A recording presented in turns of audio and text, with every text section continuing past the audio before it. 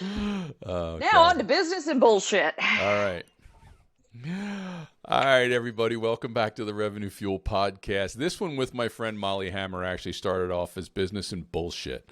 And that's what we were going to do is we were just going to do an episode to have some fun because whenever I have a conversation with Molly, and this is about the fourth time, I just Yeah. laugh and smile and just have fun. So, and sometimes you just got to have fun when you do this. But this time, it turns out that Molly has a new venture, and it happens to have launched this week when we were already scheduled for business and bullshit. So we're going to flip the script from business and bullshit, although, I might not be able to help myself.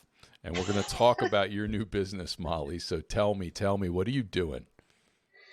Well, I've been in supply chain for so long and worked for so many companies, and I decided that I have enough of a connection. I have enough suppliers. I have enough contacts because I've got a decent sized network that it was time to run on my own schedule. Yeah, there's a lot of risk here, Mm-hmm. a lot of risk, but at the same time, it's just something I've always wanted to have my own business. Mm-hmm. I have so many little passions like knitting and making sourdough, and unfortunately, there's not a great load of money in that. Mm-hmm. And so I was looking for something that is still part of my passion, which Mm-hmm. I have a passion of supply chain Mm-hmm. and logistics, the whole thing.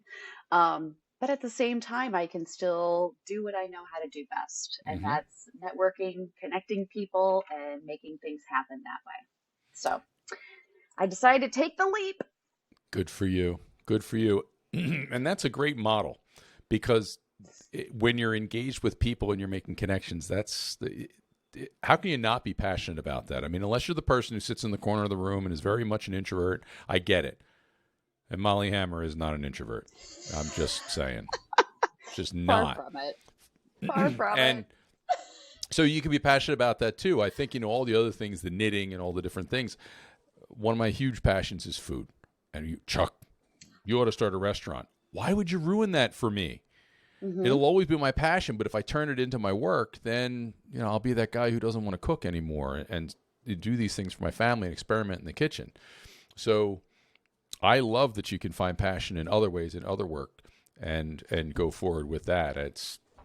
Honestly, that's what it's all about. They say do what you love and you'll never work a day in your life. And so many people do, well, I'm going to take my hobby and I'm going to turn it into a business. Well, no, then you ruin your hobby. So I'm glad you have Hmm. multiple passions in the business world rather than just slogging through it. That's really, really cool. I'm happy for you. Well, and it's also great because I can have my own flexibility. I Yeah, mean, sure. I have been through several companies in the last few years where I met wonderful people and I Mm-hmm. learned so much. And Mm-hmm. why not take all that knowledge and utilize it Mm-hmm. and do something not just for me, but for my family? Mm-hmm. Um, and it gives me the flexibility. I mean, I've got three kids. They're almost out the door here in the next 5 years. So I need Mm-hmm. to still be around for them and enjoy them before they're gone. Amen, sister. That's amazing.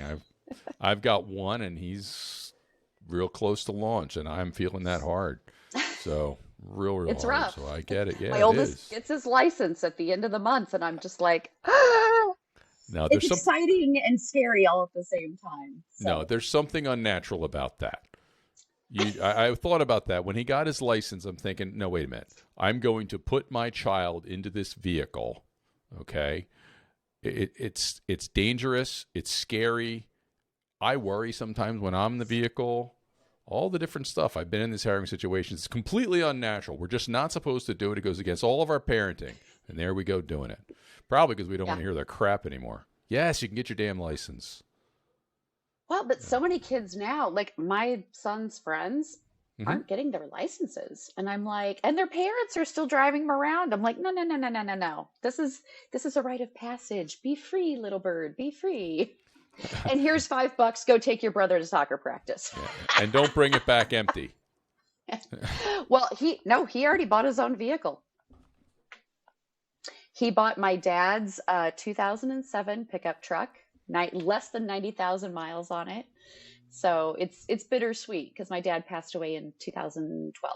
Yeah. And so now, and he remembers as a little kid riding Mm-hmm. around with grandpa in his pickup truck. And Mm-hmm. now he gets to drive it. I So love that. it's even like more sentimental that he's getting his license and I everything. love that. Full size pickup So truck. it's an F-250. There you go. Oh, ar- fully armored. My wife wanted my son's first vehicle. There's literally in a town called Quakertown, about a half hour north of here. They literally have this like tiny little tank on the side of the road. It's got to be Yeah. a one person thing, and I don't think my fat head'd fit in there. My wife's like, that's going to be Kevin's first car, the tank, right? Well, it Yeah. wasn't. It wasn't, and unfortunately, I don't have him in an F-250. But if I have my way, armored, Well, that's as close to armored as I think I'm gonna get. yeah, it's pretty good. That's pretty Better good. than putting him in like one of those little smart cars, Yeah, right? right. Yeah, it's the size of a pack of gum. You don't Uh-huh. see many of Pretty those on much. the road anymore, do Tic tac on wheels is what I call them. you? This is part of the business and bullshit part that we figured was going to happen with us. Well, it is, but you got to have some humor. Can't Eh, all be business. you do, you do. So, what's the name of your business again? It is Hammer Supply Chain Connect. Hammer Supply Chain Connect. With a name like Hammer, it's just fun. You know, it is. Surprisingly, it was hard to find a hammer name out there that was going to work. So, oddly, a I lot of people try remember. using hammer. I remember after the first time we talked, and you were trying to come up with a name, and you went. I only know about a few of them. I can't imagine all the things you went through behind the scenes. So A lot. yeah. And that's just my DBA. My LLC is actually Hammer Endeavors. Well, yeah, right. That's perfect.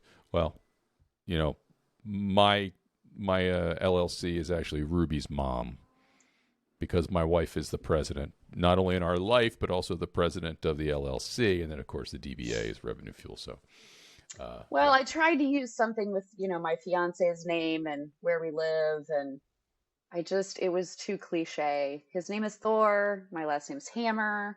We live on a street called Vikings. Like No, you it don't. was, yes, we do. You didn't tell me Hmm. that part. I knew about Thor and Hammer, obviously. I wasn't going to bring that up. You brought it up. Hmm. You do I not live know. on Viking Street.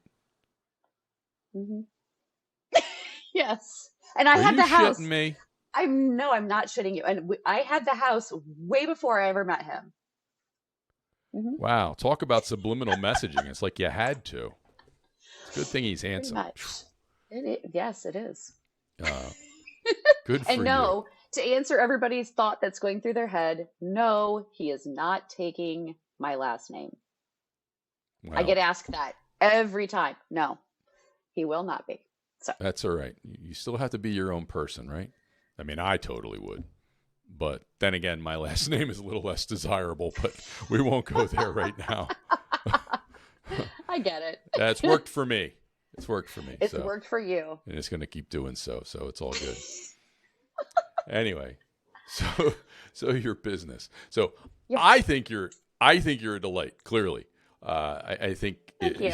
if you can't tell from just the conversation already, but you have this crazy idea of getting business. Clearly, customers. Well, what'd you do before this? Sold supply chain services. So supply chain services and sales. So Mhm. clearly, your customers must love you.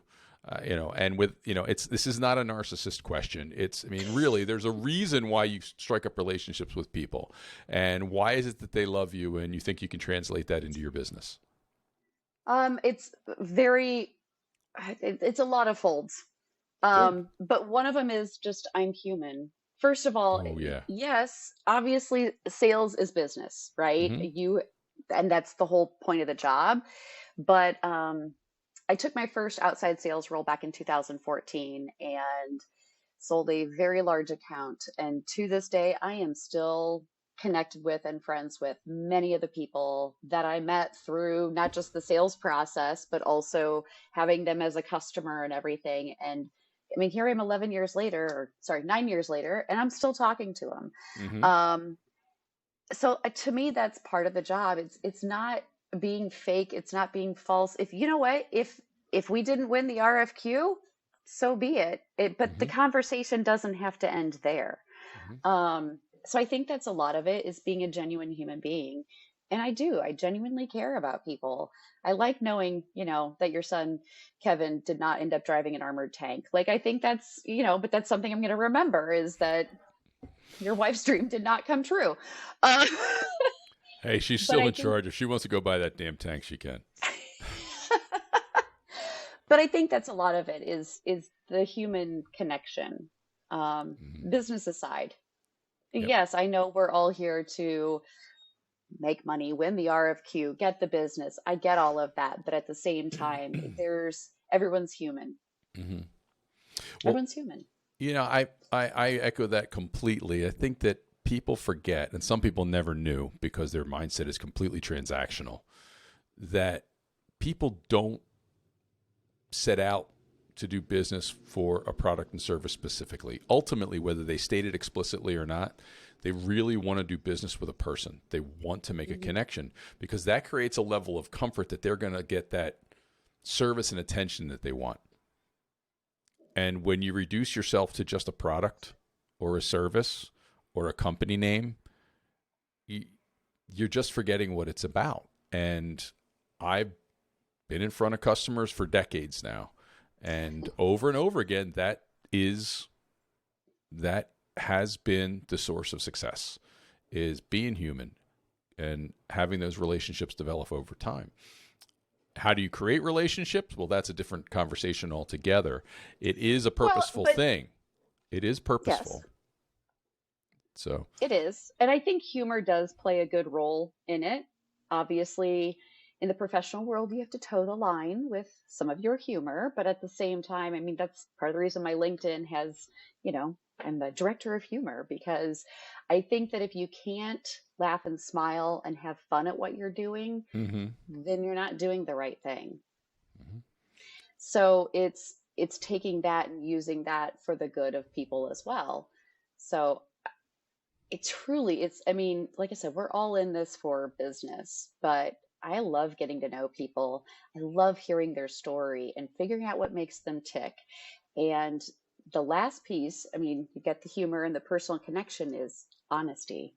Mm. If you come at me and say this is my target price and I know I don't have a supplier that can meet that, Mm-hmm, I'm going to be honest. mm-hmm, There is no reason to BS somebody and say, "Oh no, we can do that. We can do that." Win the business and then totally jack the whole thing up. mm-hmm, That just ruins your credibility. It ruins your supplier's credibility. mm-hmm. It doesn't do you any good. So, and it's so funny because they're like, "Oh wait, you're an outside sales, so you're like a used car salesman." Not bashing used car salesmen, not putting anything, but I'm just people have that perception, right? Mm-hmm, And it's like, no, I'm not. If you don't need my service, tell me to bugger off, but at the same time, know it's there. And if you do mm-hmm, need me, let me know. mm-hmm. Well, that whole pricing thing is antithetical to the connection, the real relationship with the people. It's Hmm. you reduce yourself to a price, and if you do that, and if they just perceive you as the lowest price, they're not willing to reciprocate in the connection, and they're likely No. to tell you to bugger off later. They'll leave you for $1 because that's all you've reduced yourself to.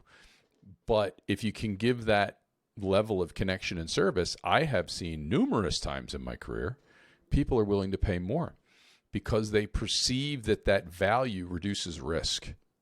Yeah. They believe that they're going to get what they need when they need it more often than not because you give a damn. And that if it's just about price, it's It's not self-defeating. going to work. Right. Yeah. Well, and that's something I learned in the quality side of the world back Mm-hmm. in 2014 is that, buyers have a tendency because they have a budget and they Of always course. buy it's cost over quality, right? Mm-hmm. And that doesn't always work because Mm-hmm. somewhere along the line, Mm-hmm. you will make up for that discount in the quality of the product or the service and I'm not saying every time, Mm-hmm. not every time, but if you look at it and do the analysis, the majority of the time, that's what ends up happening. Mm-hmm. Well, on our side, we look at ideal customer profile in sales, marketing, and business growth. And so often people leave that one criterion out of the ideal customer profile. They think this is my industry that I'm after. Everybody uses the word persona now. and what are the characteristics, and they think number of employees and dollar Mm-hmm. revenue. I've always included one, what is their propensity to allow me to make a profit? Ah, Which that's a is good one. not to say I want to use that against them and gouge them. It's not that at all. I've done that through my entire career, and I can tell you that I've rarely been the very high priced leader. Sure. But that's an attitude. They are willing to reciprocate. And the ones that aren't willing to allow me to make a profit typically are going to say bye-bye. And that Mm-hmm. costs me too. Well, yeah, because then you have to replace that business. Mm-hmm. And that doesn't come Um, free. no, No. no, it's like good employees. You get rid of good employees or even bad ones, whatever, but you get Mm-hmm. rid of employees and you have to replace them. Well, there's a Mm-hmm. cost to all of that. Mm-hmm. And if you can't figure it out, then you're just spending money Mm-hmm. instead of making money. Yeah. Particularly if it's gone a while and they've been unproductive, then you've lost that. You've lost that Yep. time. You've lost the money spent, and you have to start all over. So, Again and yeah, again again until and you again find the right person to and sit in that again. spot. But by God, we'll start with a budget again, and we'll do the same thing over again because it worked so well the first time. But, so, what do you think? So now you're, months and years into this now, or weeks. What do you think's the number one thing that you need to make to make this growth happen? What do you think? It's going to take my determination Mm-hmm. in making sure I'm finding the right customers and making sure that I pair them with my right connection. Um, so it's going to take my own determination to really make sure that I'm finding and servicing the people's needs for Mm-hmm. exactly what they're looking for. Well, I think the tenacity it's oftentimes left out. It's easily become frustrated, and it's easily to shut down when that happens. But clearly, that It is. tenacity is crucial. So, I've been told that I'm overly persistent sometimes. mm, Wasn't sure if I should take that as a compliment. mm, probably depends on the situation, right? Yeah, that's true. You know, I've had people that just go silent for years. I mean, literally years, and somehow they remember me when the time comes. Hmm. Maybe it's that persistence. Maybe it's something else. It certainly isn't my dazzling personality and looks, but Stop. I like self-deprecating humor. It's just who I am. Okay, Yeah. it's Uh, allowed. Good thing. So how are you going to take determination and turn it into business? Well, like I said, I have a lot of connections. Yeah. I have a few different company sizes that I will be looking toward. Mm-hmm. Obviously, I'm going to check, your new recommendation to make sure that the companies will let me turn a profit. It's a good pointer there. Appreciate that. But I think I'm going to start out with following up and trying to start with the right size businesses to get me Mm-hmm. going, to Mm-hmm. get my feet underneath me, and then I can go to a larger level of business. So who Mm-hmm. knows? Maybe I can hire someone someday. I pretty much guarantee it. You started out by saying that you already have partners and vendors Hmm. and that sort of thing, and that's really a big part of it. Is who's your tribe, who's going to be there for you, and who's going to refer you. I think the world has always been partner heavy, Oh, but absolutely. the technology business is just so insanely partner heavy. And as the technology continues to rise and rise and rise and spread across all of the industries, it seems to be the partnerships and the networking is becoming more and more and more. So it has to be at least part of the bedrock of a Hmm. business growth plan. It has to be.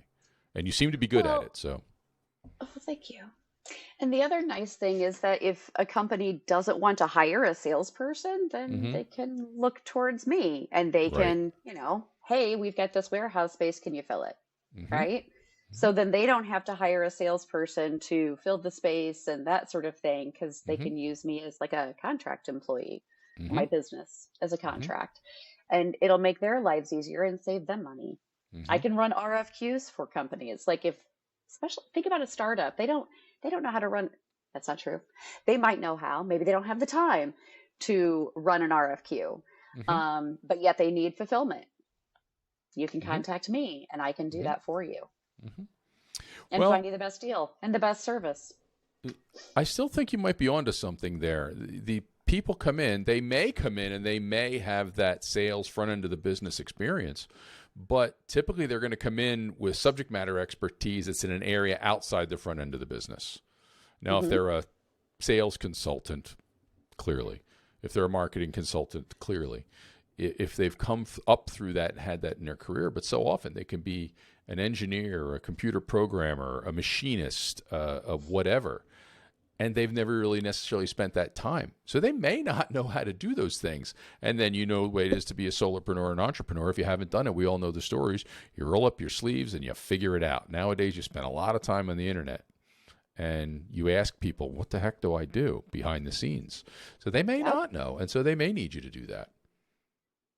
Well, It's, and especially if, I mean, if they're busy designing something or getting their website up, like that's the last thing they want to worry about, right? mm-hmm, I mean, so let's work together and get that done for you. Like, mm-hmm, why not outsource that?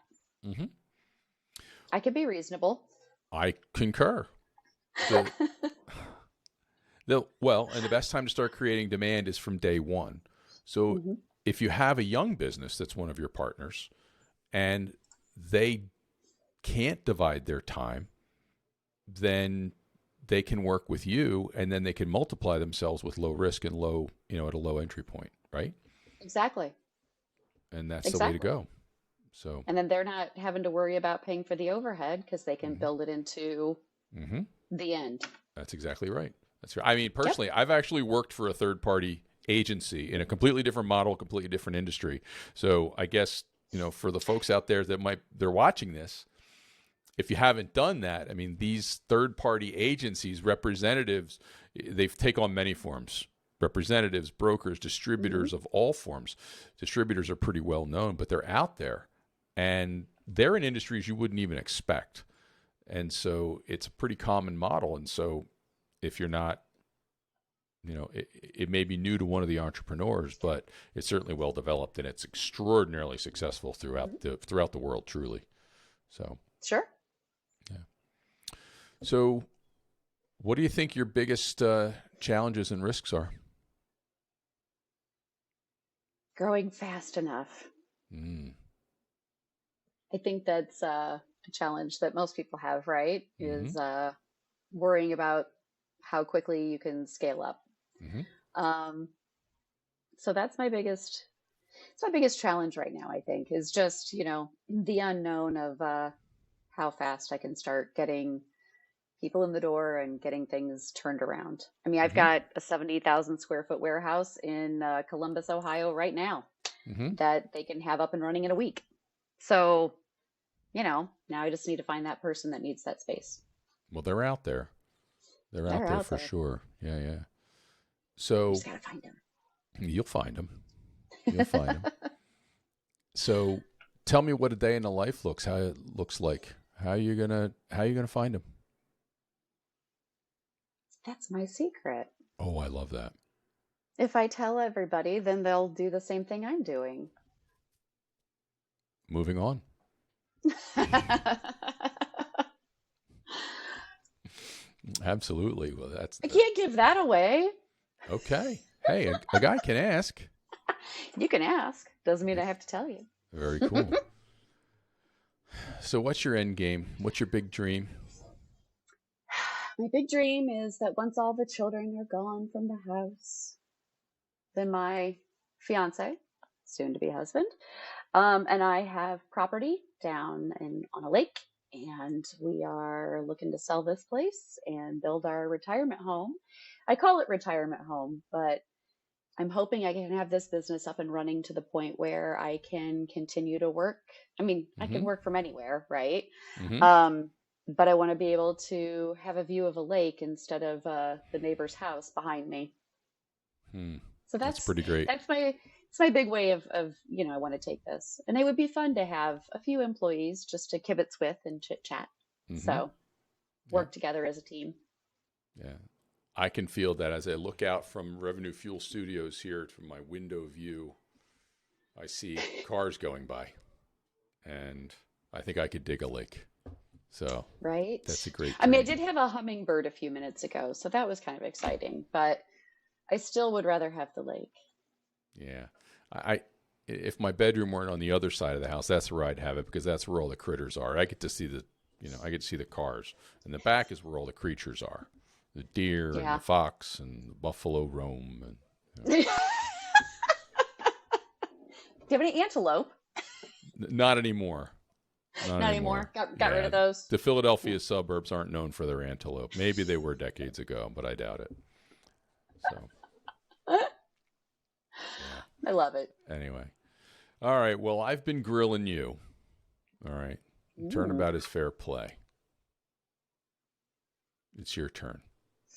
One question. Does it have to be business or can it be bullshit? It can be whatever you want it to be. In fact, I think I prefer bullshit. What's your favorite thing to cook? Oh, damn. All right. See? Good one. You asked for it. Bring it on. Scrapple. Really? Wait a minute. You know what that is? Yeah. Well, I don't just cook it, I make it. And for those of you that don't know, and my Facebook friends know, I'm a weirdo for this thing that is called Scrapple. If you Yeah. grow up in Pennsylvania, Delaware, Maryland, or any place that has Pennsylvania Dutch or Amish community, you've had Scrapple or liver mush, or in Cincinnati they call it geta. There's other versions of it. And essentially it's something that the farmers make after they have prepared the meat and butchered the meat from their animals. And it's a sausage that's of German heritage. It's a pan sausage, and it comes with the scraps. And you either love it or you hate it. It's extremely polarizing. There is no in between with Scrapple. I Really? love it, or ugh, or do you dredge it in flour before you cook it? Yes, that's the way my mother did it. Well, I don't. Do you have it with maple syrup or ketchup or applesauce? Oh, I can't have it with maple syrup. I don't like sweet stuff. Or do you cut it long ways or do you cut it short ways when you cook it? I always cut it short ways. What? Wait, I've never seen it cut short ways. It's extremely polarizing. And it's, but there's a gajillion different ways to do it. And honestly, it's a food that has various forms throughout the world. And not only do I cook it, I make it from scratch. No, I don't have a farm. That's not what happened to the last antelope. Antelope scrapple. Yes. Hey, I'm game. I'm game. But I mean, there's so much talk about farm to table nowadays and that kind of life, and I truly appreciate food and food culture. That is really my passion in every way. And so I want to experience the food and I want to do all of the things. So Yep. I don't just go to the grocery store. I go to the farm and I work with the farmer to get my meat. And I mean, like literally, like that's going to be the cow. That's because I know where it comes from. And then I believe that I have a responsibility for what I'm taking. So I take this very seriously. And I'm the furthest thing from a vegan, a vegetarian, but I still feel a very, very strong responsibility. And Scrapple, aside from the fact that I grew up eating it and I freaking love it with eggs in the morning. I used to be a ketchup guy. I don't do it so much anymore. Long ways, dredged in flour when I grew up, not anymore. Just saying. And Reducing calories. I got it. yeah, that's the reason. This is not locale either. But I get to experience it and make it the product, not just buy it in a store, cook it, and eat it. And that is my entire that's my entire philosophy on food and food culture. Is that, and I don't suggest that for anyone else. That's for that's the way I It's like your to do thing. it. Yeah, that's the way I like to do it. I just happen to take it very, very seriously. So that's what I Yeah, like to cook the most. I completely understand. We have a huge garden out back. Mm-hmm. We've got spinach that wintered over. Oh, So wow, cool. we've been out there like cutting spinach off and eating it. Mm-hmm. But my fiance, we don't quite go to the farm to buy the meat, but close as we can. And then he makes homemade bratwursts and sausages. And last night I made homemade arancini with homemade tomato sauce and chicken parm. Like, we love that stuff. We are huge foodies. Mm-hmm. So whether it comes directly out of our garden, the farmer's market, or if we have to get it at the darn grocery store, so be it. Like, So be but it. but making things from scratch Mm-hmm. is like one of our, and global. I mean, it can be like last night was Italian, and the Mm-hmm. night before that was technically, I think it was Mexican. I don't know. He cooked it. Um, Oh, and I did Thai a couple nights before that. So it's, yes, our pantry is redonkulous and actually takes up 2.5 rooms, but that's beside the point. I, as God is my witness, my pantry actually, it's not only do I have the kitchen, but I have one in the basement. It's about a 10 by 10 space Yeah. because it's insane. I've never met anybody that as insane as I am. We can all of our anything we can out of the garden. If it can't be canned, it gets frozen. I mean, I think we still have a bag of chard from last year, and I've got Swiss chard coming up right now. So it's like, okay, we got to eat this. We got to clean out the rest of the freezer. My wife But just helped me hulling the strawberries today. They're going into the pot tonight, as God is my witness. They go into the pot, they go in the cans, all the jars, yep, and go on the shelf. yep. And I love participating in the process. I actually need to go pick strawberries yet this week, so I make freezer jam out of my strawberries. Very cool. Hmm. I pressure But can them, so well, yeah. yeah, we've got a pressure canner last year, so there's been a few things that we experienced doing that over doing normal canning. Mm-hmm. The carrots are mush, so Yeah, we'll you cook can't them do that. less time. We'll do them less next year. Nah, you pickle carrots. Raw pickle carrots is what I like, and they stay crunchy. Just I do saying. like a good pickled carrot. I'm just saying. I don't pickle eggs though. I draw the line. Oh, all right. You're dead to me. It was nice knowing you, Molly Hammer. Good luck on I your like business. pickled beets. Oh, okay. All right. That's Does that fine. I make up change it. for it? It's all fine then. I rescind Okay, my okay, comment. cool. I rescind my And we comment. do have like 27 different kinds of pickles, and we do pickle jalapenos too, which is my favorite. I'm the jalapeno girl. Yeah, there was a day when I could eat those, not anymore.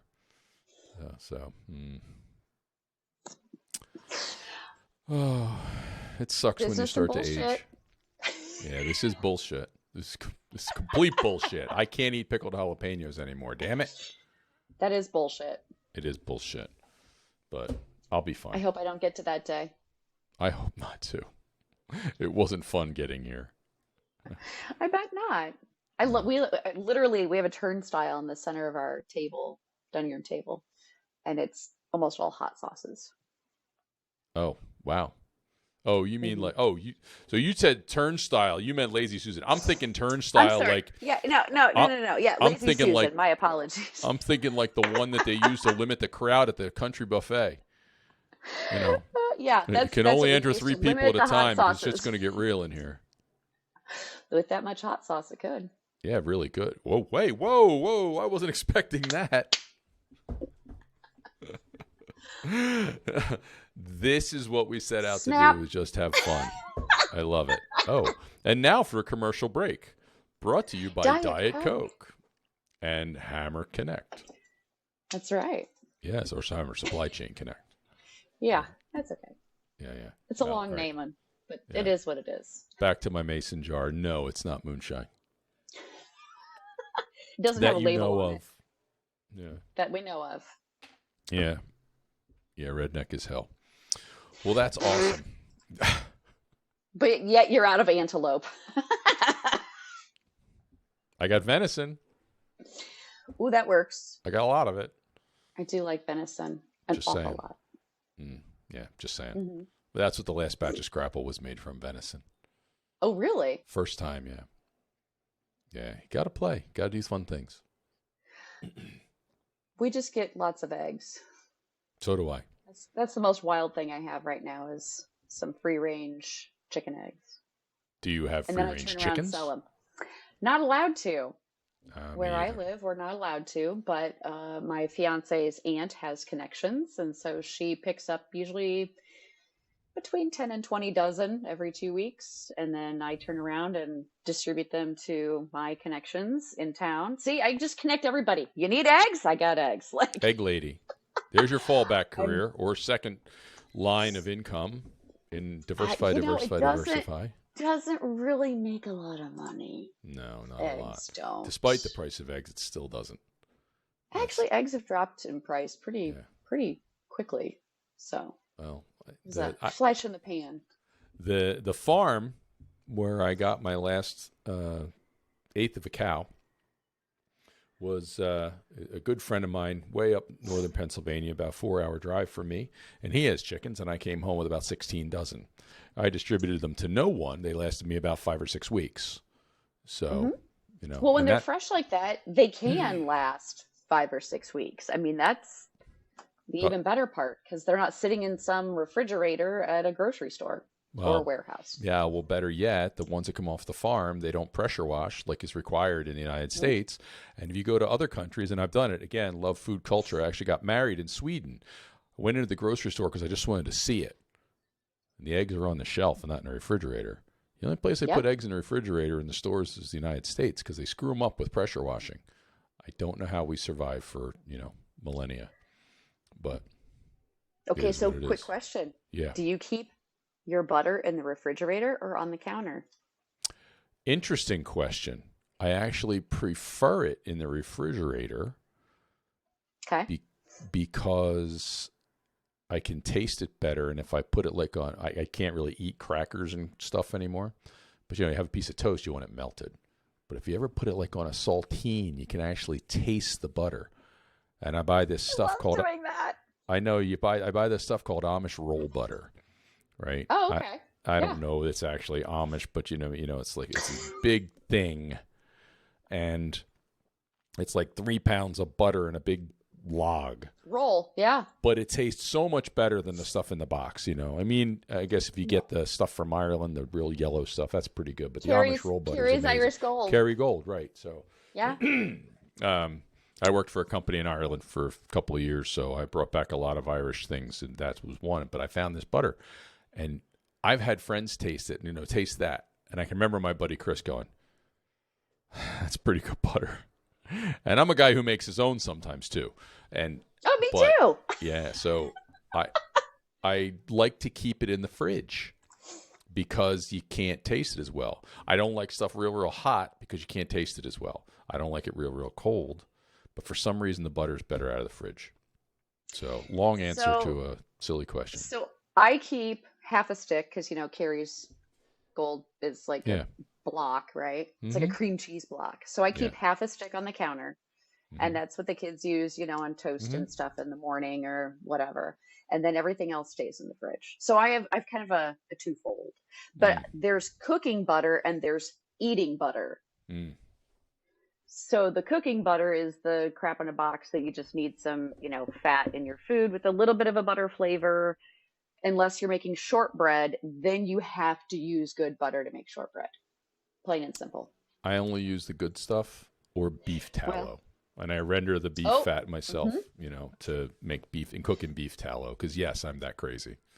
Oh no! But my friends my family already know that. We have a beef tallow container and we have a bacon container. I made, keep this out, chocolate chip bacon fat cookies a couple weeks ago. They were delicious. I tried making bacon fat mayonnaise. Ooh, how'd that go? It just stiffens up because you think you got to keep it in the fridge, right? And then it gets stiff. So if you can make it in a small batch, and eat it fresh. It's pretty damn fine. Oh, I bet it's delicious. I tried it with duck fat too, rendered duck fat as well. And so I am out of duck fat. I don't have any right now. age-old problem. Age-old problem. Right. Well, got some ghee in there too, but yeah. And coconut oil. And coconut oil and avocado We have oil. every That's where I fat you stop. need. That's where I stop. No olive oil? Just for EVOO for flavor. That's Okay. got to use that in hummus. That's how you make your hummus. Oh, yeah. Oh, I'm just crap. I saying. never got that done today. Oh, God My damn it, Molly. 16-year-old wanted hummus today, and I didn't get it done yet. Oh, great. Well, I haven't. Well, I think I haven't made hummus. The night's still young. I haven't made hummus since October, but I have a really good reason. I tried to make hummus, which I'd done many times, and the food processor didn't work. Oh. So I set it aside, and I have one of the Ninjas, and I used the blender. If you ever have a chance to make hummus in a Ninja blender, pass. It's no fun That at bad, all. huh? Yeah. Okay. But I pulled it off after much work. So a couple of days later, I pick up the food processor. Why is this thing not working right? Something's not right. And I pick it up. I turn it over to see the bottom of it. And I didn't latch the lid, and the blade was in there. So the story I really like to tell is that a ninja star missed my vitals, struck me in the foot, and severed 2 tendons, one of which I had reattached, the other was repaired. And I ended up on crutches for a while. But a Ninja food processor blade is shaped kind of like a star, and so I don't lie. And that was a lesson learned. So, and of course, I walk around barefoot all the time. You know, so barefoot, mason jar, little Abner. You know. Hey, you know what? I'm Scrapple. barefoot all the time too. I have to wash my feet before I go to bed just so I don't get the sheets dirty. Oh, damn. My wife probably wishes I would do that. But.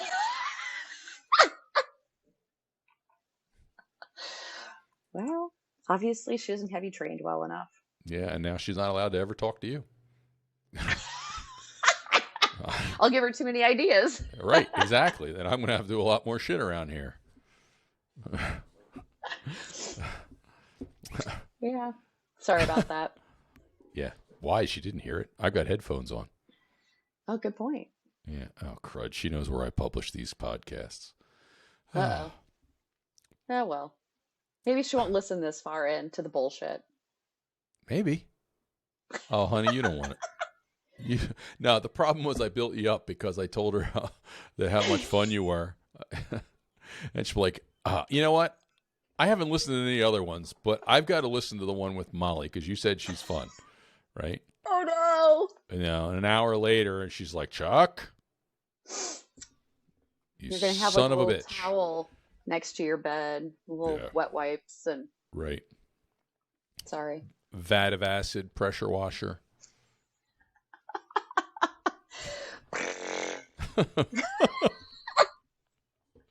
Actually, I'm funny telling enough, you, I swear to God, it's seltzer in a mason jar. There is no moonshine in here. I'm not drunk. So I power washed my my floor mats because the soccer season's finally over, so I don't have dirt and sod, and so I power washed them the other day, and I looked down at my flip flops that were red, the ones I had on, and I went, took them off and power washed my flip flops. Wait. Were they supposed to be white? No. They were supposed to be red. Okay, I'm just saying. That's an important but, detail. But I use them a lot for gardening and running around outside doing stuff. And so they had some dirt on. Like, I literally was hoeing the garden in them one day. Probably shouldn't hoe the garden with flip-flops on, but I did. No. Remember the Ninja Star story? Yeah, don't do that. Kept all my toes. All my toes. Well, I kept them, but it wasn't fun. So I power wash my flip-flops. Okay. I wear them camping and stuff too. Were your feet in the flip-flops? Oh, I took my feet out to power wash them. Because that could be painful. Well, yeah, I want to power wash my toenail polish off. Oh, well, duh. I've only done that once. Only once. Didn't do Only it again. once. Never again.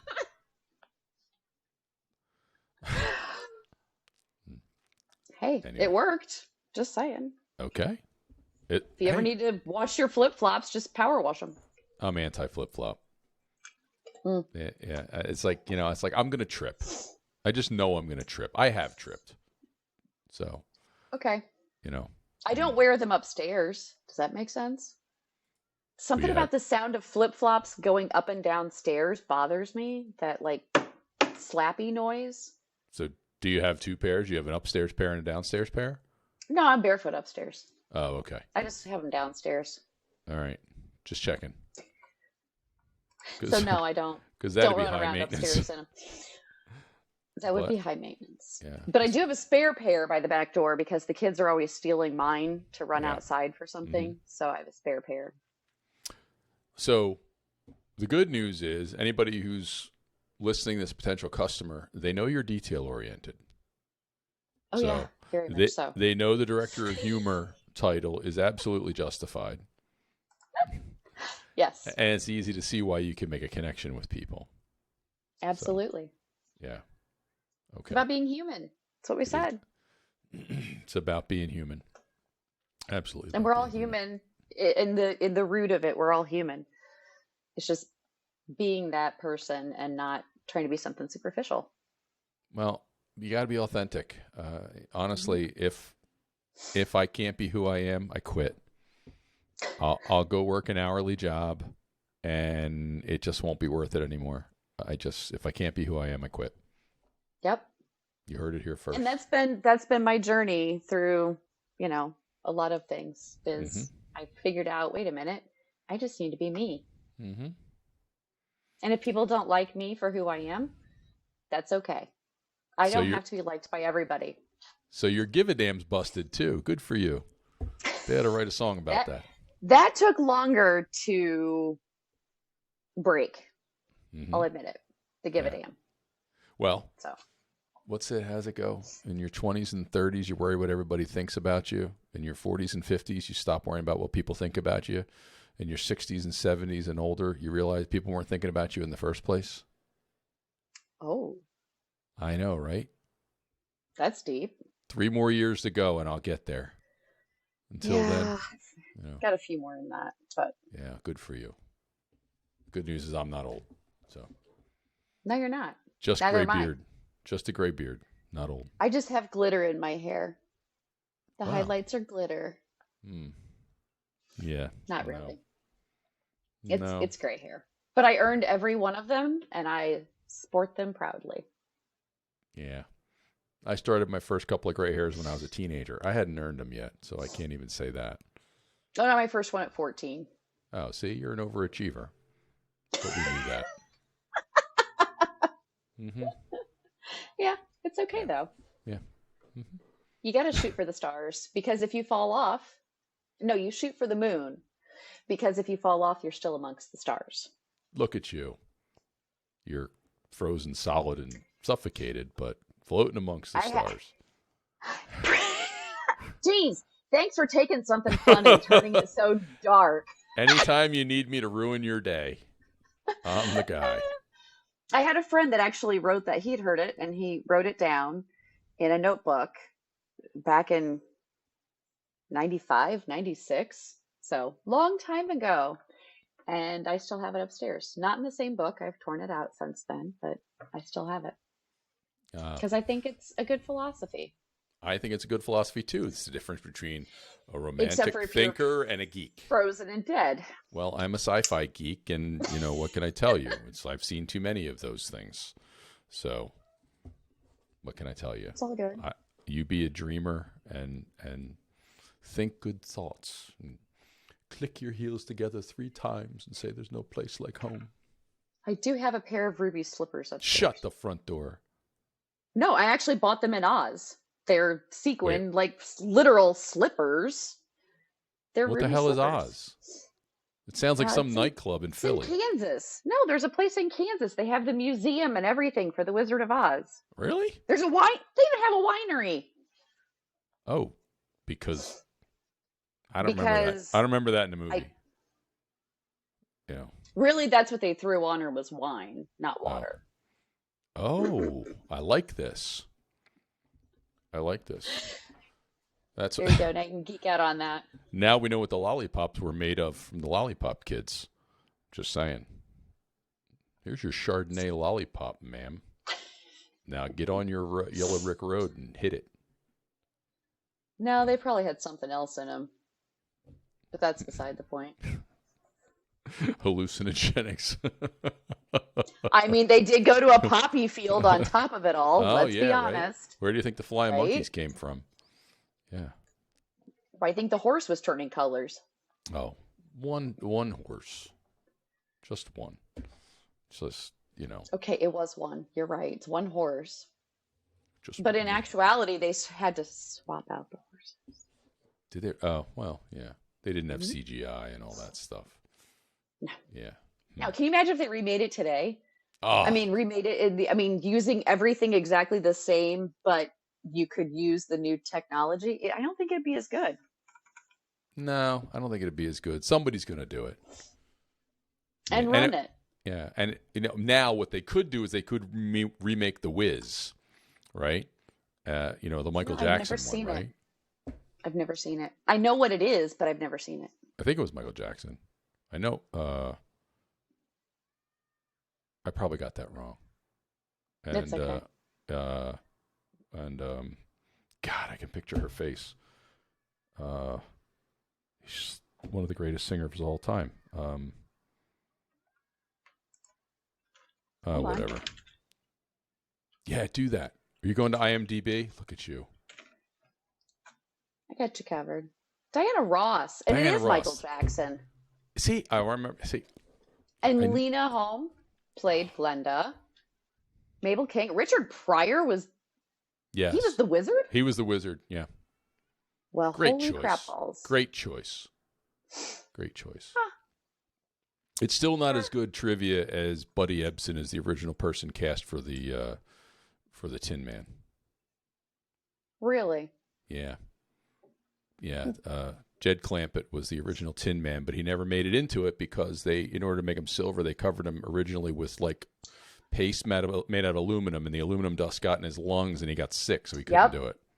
At least I that's do the remember story that I now. heard. If it's not true, blame the internet. If No, it's on there, it must be true. I'm pretty sure that one's true. Oh, all right. Although this day and age, it's hard to believe a lot of things on the internet. Hey, ChatGPT, give me a made-up story about why Buddy Ebsen couldn't be the Tin Man. And then we'll It'll put do that it. out. And we'll put that out, and we'll see how far it gets. It might actually give you the truth. No, it has to be made up. I told it. It has to be made up. Oh. Okay. Well, let me know how that turns out. Well, you know. I tried using it for something the other day, and I gave it parameters. And I had already written something. This wasn't Mhm. for my website or anything. This was all personal. But I'd already written up something, and I gave it some parameters and some information, and it wrote the world's worst paragraph. I mean, it was punctually correct. It used correct terminology, but it used very basic words, whereas I'm more verbose in my language. Mine was better. There you go. Mystery And solved. all the kids and everything, I was like, here, read these two and tell me. I didn't tell them which one was mine and which one was it, and they all agreed mine was better. There you So. go. Suck-ups. Well, no, no, I think that there's probably a time and place for Chat GPT, but I think especially if you're writing on a personal level, I don't, Mhm. if anyone knows you and knows your style and how you write and everything, it's also unique. So, It's been a big kind of topic of discussion for me lately. Week or two, I interviewed my friend Sara Scharlau on an upcoming Revenue Fuel podcast, and she studied human-centered design and uses it for human-centered design in marketing, but also in leadership. And the three qualities, the three core tenets are authenticity, adaptivity, and empathy. And in the course of the discussion, because I went into that thing cold, I wanted to learn what this was. I have no basis from it. Didn't actually know what it was. I knew that it applied and they'd use it for user interface design for software and that sort of thing. That was it. I'm like, Sarah, teach me. And in the course of the conversation, I'm like, that's why AI won't actually succeed in a sense until and unless it can develop authenticity, adaptivity, and empathy. Empathy. Then it can't make that connection. But now we're back to the business part, getting off the bullshit and onto the business part. It just simply doesn't have it. It doesn't care. So it can't make a physical connection with you. Therefore, it's always going to be cold and lifeless. Now, you can do cold and lifeless in your marketing and whatever the heck it is you're doing. But the reason people do business is with people with whom they can make a connection. So if that's what you're going to do, if you're just checking a box, good for you. Let me know how that works out for you. Gold star. Yeah. You checked a box. Right. Good for you. Congratulations. No, I completely concur. I mean, it's one of the hardest things, I mean, as a parent, one of the hardest things to teach your children is empathy. Yeah. It really is. I mean, is being conscious and being empathetic. And I know one of my kids, I was more successful than another one. But it truly is trying to teach, and you have to start at such a small age. But truly be empathetic is difficult. Truly. And it's not a lesson you teach. It's something you have to meter in every day, every week, every month, every year for their whole life until they finally get it or they don't. And it's using experiences as that moment to somebody drops a ninja star on their foot, and then you need to be there to support them and help them through that time and repair. And I'm just using it as an example. It's a pretty good one. I just made the face. Everybody shrieked in horror when they was like, they weren't being empathetic. I mean, they were like grossed out. Well, I could see that. Oh, so nobody helped you? Nobody was empathetic? Nobody got you a Band-Aid? My wife was amazing. Aw, she was. See? She has empathy. Yeah. She didn't want to start all over again. Well, she might now that you have to wash your feet before bed. Yeah, right. Well, she's not going to find out about that. Strike that from the script. Where did...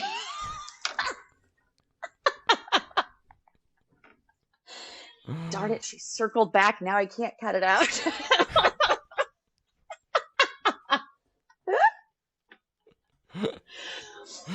Oh, God. But still, empathy is difficult. It's difficult. It is. Even more difficult for some. Yeah, I get it. Yeah, because I've met some kids that have no empathy. I've met some grown-ass people that have no empathy. There's that too. Yeah. And some of them in prominent they were positions. Never shown.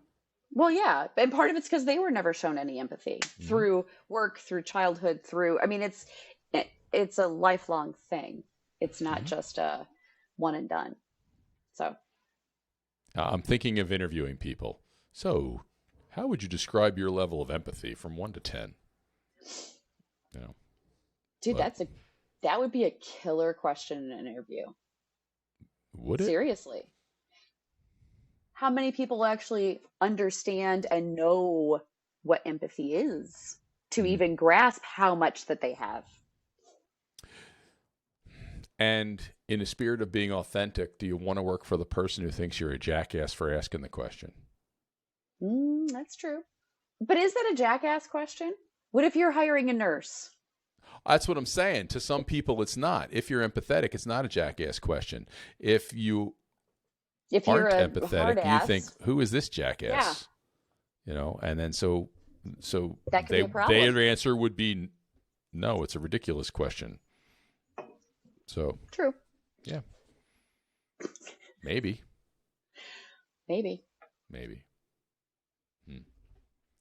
Well, I don't have it all figured out yet. None of us do. And until, Chat GPT or whatever other AI writing comes up with empathy, I guess, we're always going to know what's real and what's fake. Yeah. Skynet became sentient in whatever year, look that up on IMDb. Actually, it's probably not on there. Probably not. No. Might be All on right. Google. But anyway, All right, you ready speaking of to... empathy, I suppose my Let's... family might want dinner. Well, I was about to say, let's wrap this up, sister. All right. Got it. If you made it this far, fear not. I will have already given you everything you need to know to find Molly Hammer and Hammer Supply Chain Connect. Everything you need to know. So if you made it this far, thanks for playing along. You know, that's what this was supposed to be. I'm glad we got to work some business into the beginning of it. Yeah, well, you know, because that's what it was, business and bullshit. So we got both business and some bullshit done. That's right. Sometimes you just have to have fun. I really appreciate your time, Chuck. Wow. Whatever. What's in your mason jar? Your lips aren't that long to have gotten a drink from there. Just kidding. Anyway, I do appreciate your time, Chuck, and it is always fun talking to you as well. And now I may have to see about making some Scrapple. Oh, God bless you, sister. Or I could just send you some just to, so you get to experience it for the first time. Because you probably can't get it near you unless there's an Amish probably community. not. Yeah. So. But I could probably find a recipe for it, and we could make it. I'll send it to you. Okay. Easy peasy. Cool. All right. Perfect. Cool. You know what? I'm going to work a Scrapple recipe into this podcast somehow, some way. It'll be in there. All right. I don't know how I'm going to do it, but it's going to be in there. Flash on the screen. Maybe I'll put it I have pictures, so I'll put it at the end. And people, I'll get reported to all the social media channels reporting this content. This content is offensive. So, all right. Well, thank you so much. Go eat with the family. Yes, I will. Go eat with the family. Enjoy. And I've got your back to the extent I can help you. I got your back on your business, sister. Okay? I appreciate it. This hopefully will be a little leg up right here. So great. We'll have to have a bourbon and bullshit next time. Can I bring scotch? Can we call it brown liquor? Then you can pick yours and I'll pick mine. Okay. All right. Perfect. All right. Thanks. All righty. Until then, Chuck, thank you. Thank you. Revenue Fuel out. See you.